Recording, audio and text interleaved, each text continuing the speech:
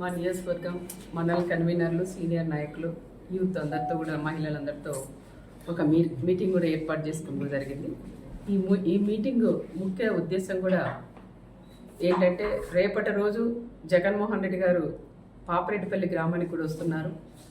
లింగమయ్య ఆ కుటుంబాన్ని కూడా పరామర్శించడానికి ఆయన వస్తున్నారు కాబట్టి దాని గురించి మేము ఇక్కడ ఒక మీటింగ్ కూడా నేను ఏర్పాటు చేసుకున్నాం. మా వాళ్ళలో అంటే మా తెలుగుదేశం నాయకులు కానీ, కార్యకర్తలు కానీ, పరిటాల రవి గారి అభిమానం ఎంతో ఆవేదనగా కూడా ఈరోజు వాళ్ళలో కూడా కనిపించింది. మీరు కూడా ఇప్పుడు చూసింటారు. జగన్ రెడ్డి వస్తున్నారు, ఆయన హెలికాప్టర్ దిగకూడదు, మేము చుట్టుముట్టి మళ్ళీ తిరిగి ఎన్నిక పంపిస్తామని వాళ్ళ ఆవేదన కూడా ఈరోజు చెప్పింది కూడా జరిగింది.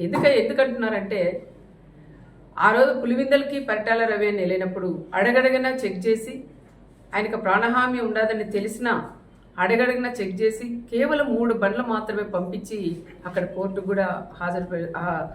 కూడా హాజరైనారనే విషయం చాలా మందిలో ఆ రోజు తిరిగి వెళ్ళిన వాళ్ళందరికీ, పరిటాల రవి గారితో ఎవరైతే వెళ్ళారో వాళ్ళందరికీ కూడా ఆవేదన, ఆ బాధ అనేది ఈరోజు కళ్ళకు కట్టినట్లు కూడా కనిపించింది. మరి ఈరోజు మన రామగిరి మండలానికి వస్తున్నారు, మన ప్రాంతానికి వస్తున్నారు, ఆయన రాకూడదు, మీరు నో అని చెప్పొద్దండి అని నన్ను గట్టిగా కూడా నిలదీస్తున్నారు. అయినా ఈరోజు మా నాయకుడు చంద్రబాబు నాయుడు గారు మాకు ఒకటే నేర్పించారు.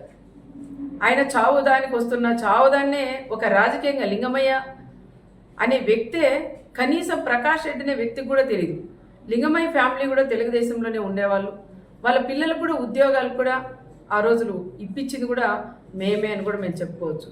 కానీ కొన్ని సందర్భాల్లో పార్టీలు కూడా మారిన తర్వాత అనుకోకుండా మన ఉగాది రోజు సంఘటన జరగడం, ఆ సంఘటన జరిగినప్పుడు ఒకరికొకరు కొట్టుకొని ఆ రోజు చనిపోవడం కూడా చాలా బాధాకరం. ఫస్ట్ జగన్ రెడ్డికిను ప్రకాష్ రెడ్డికి కాదు బాధపడిన వ్యక్తి నేనని కూడా చెప్పుకోవచ్చు. నా ప్రాంతంలో, నా మండలంలో ఈ విధంగా జరగడం అది చాలా బాధాకరం అని కూడా మేము చేసాం. అది మామూలుగా సాధారణంగా గొడవపడి చనిపోవడం తప్ప అది ఒక ఫ్యాక్షన్ మర్డర్ అయితే కాదని ప్రత్యేకంగా నేను కూడా చెప్తున్నాను.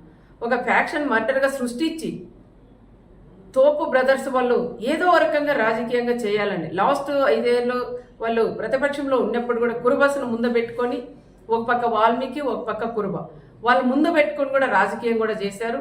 మళ్ళీ వాళ్ళు ఎమ్మెల్యే అయిన తర్వాత పాపం వాళ్ళు పట్టించుకుని పాపాన్ని కూడా పోలేదు. మళ్ళీ ఈరోజు వాళ్ళు ప్రతిపక్షంలో ఉన్నారు కాబట్టి వాళ్ళకి దొరక 9 ఏళ్ళ తర్వాత ఆయన లింగమయ్య చనిపోయాడు కాబట్టి ఆ లింగమయ్యని ఒక రాజకీయంగా వాడుకొని ప్రకాష్ రెడ్డికి కూడా, ఆయన జగన్ రెడ్డికి కూడా పరిటాల కుటుంబం వాళ్ళు ఈ విధంగా చంపారు, ఒక ఫ్యాక్షన్ మర్డర్ అని చెప్పి ఈరోజు ఆయన్ని ఇక్కడ తీసుకొని రావడం అది ఎంతవరకు సహజమని కూడా కనుక్కోవాలి. ఒకసారి జిల్లాలో ఉండే మాజీ ఎమ్మెల్యేలు అందరూ ఉన్నారు, మాజీ మంత్రులు ఉన్నారు, మా కుటుంబం గురించి కూడా అందరికీ కూడా తెలుసు. కానీ ఈరోజు ఆయన్ని వీళ్ళు వచ్చేదానికి ధైర్యం లేక, ప్రకాష్ రెడ్డి వాళ్ళు వచ్చేదానికి కూడా ధైర్యం లేక ఈరోజు ఆయన్ని పిలిపియడం అది ఎంతవరకు ఒక్కసారి కనుక్కోవాలా. ఆయన జగన్ రెడ్డి కూడా తెలుసుకోవాలా, అది ఫ్యాక్షన్ మర్డరా, మామూలుగా జరిగిన మర్డరా, ఇది ప్రకాష్ రెడ్డి ఏమైనా రాజకీయంగా వాడుకుంటున్నారనే విషయాలు వాళ్ళు కూడా తెలుసుకునే బాధ్యత ఒక మాజీ సీఎం గారికి కూడా ఉంటుంది. కానీ ఆ రకంగా కాకుండా వీళ్ళలో విభేదాలు పెట్టుకొని ఓ పక్క మాజీ ఎంపీను, ఓ పక్క మాజీ ఎమ్మెల్యే, వీళ్ళిద్దరి మధ్యలో గొడవలు పెట్టుకొని నేను తీసుకురాలా, నువ్వు తీసుకురాలనే పట్టింపుతో ఈరోజు ఆయన కూడా తీసుకొస్తావు. ఓకే తీసుకురండి, నేను వద్దని చెప్పను. తీసుకొచ్చిన తర్వాత పాపరెడ్డిపల్లికి వచ్చిన తర్వాత కనీసం ఆ కుటుంబాన్ని పరామర్శించి రెచ్చగొట్టి మాట్లాడుకోకుండా ఆ కుటుంబానికి కూడా న్యాయం చేసి వెళ్ళమని నేను మాజీ సీఎం గారికి కూడా చెప్తున్నాం. మా బీసీల నియోజకవర్గం మాది, మరి మీరు బీసీలను అడ్డం పెట్టుకుని రాజకీయం చేస్తున్నారు మీ ప్రకాష్ రెడ్డి వాళ్ళు. మరి రాప్తాన్ నియోజకవర్గం ఎల్లుండి వచ్చి రేపు వచ్చినప్పుడు నువ్వు కూడా ఒక బీసీకి ఇన్ఛార్జ్ ఇచ్చి కూడా పోవాలని ప్రత్యేకంగా నేను జగన్ రెడ్డిని కూడా నేను కోరుకుంటున్నా. నాకన్నా ఎక్కువ ఈ ప్రాంతంలో ఉండే ప్రజలందరూ కూడా అదే కోరుకుంటున్నారు. మా మంత్రి గారు కూడా మాట్లాడినారు, నీకు అంతగా బీసీల మీద నీకు ప్రేమే ఉంటే మరి నువ్వు వస్తావు ఈ నియోజకవర్గానికి వచ్చినప్పుడు, ఈ ప్రాంతానికి వచ్చినప్పుడు నీకు దమ్ము ధైర్యం ఉంటే రేపు ఒక బీసీని అభ్యర్థిగా నువ్వు ప్రకటించగలవా అని నేను కూడా జగన్ కూడా నేను అడుగుతున్నాం. కేవలం ఇది మామూలు హత్యని ఒక ఫ్యాక్షన్ హత్యగా మీరు ఇది తీసుకురావడం అది కరెక్ట్ కాదని మరొకసారి నేను కూడా తెలియజేసుకుంటూ, ఏది ఏమైనా మా వాళ్ళందరితో కూడా ఇప్పుడు నేను మాట్లాడి నిర్ణయం తీసుకొని సమన్వయం పాటించండి. వీళ్ళు గొడవలు పెట్టి కక్షలు పెట్టి ఏదో విధంగా మనల్ని గొడవల్లోకి లాగుతున్నారు. దయచేసి వాళ్ళ ఉచ్చులో పడొద్దండి. దయచేసి అలాంటి వాళ్ళని నమ్మొద్దండి. దమ్ముంటే మీరు మా జగన్ని ఆపగలరా అంటారు. దమ్ముంది, ఎవరు మీరు అవసరం లేదు, నాకు దమ్ముంది. ఎంతమంది డిపార్ట్మెంట్ వాళ్ళు ఉన్నా నాకు దమ్ముంది, నేను నిలబెట్టగలను, నేను నేను అనుకుంటే. కానీ మాది అలాంటి సంస్కృతి కాదు.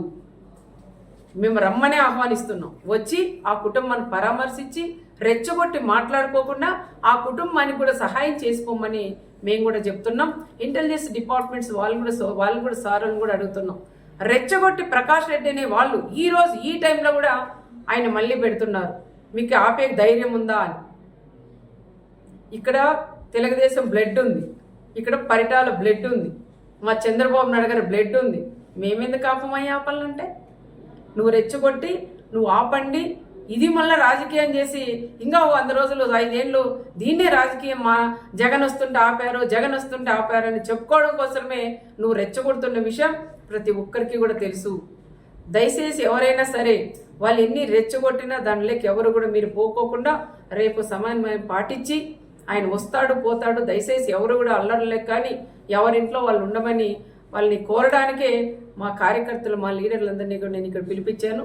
వాళ్ళతో కూడా మాట్లాడి వాళ్ళకు కూడా అదే విషయం నేను చెప్పాలనే ఈరోజు నేను అందరినీ కూడా ఆహ్వానించాను. అది కూడా నేను చెప్తాను. రేపు వస్తాడు, ఆయన పోతాడు. దాని గురించి ఎవరు కూడా మాట్లాడొద్దండి. ఏ చిన్న గొడవ వద్దని చెప్తున్నాం. మా వాళ్ళ రిక్వెస్ట్ ఏమంటే తప్పకుండా వాళ్ళు 4-5 బళ్ళలే రావాలా, కాన్వాయ్లతో కూడా రాకూడదు. అదేవిధంగా ఎవరైతే మన పార్టీ లీడర్లు వాళ్ళు కార్యకర్తలు ఇల్లు ఉంటాయో అక్కడ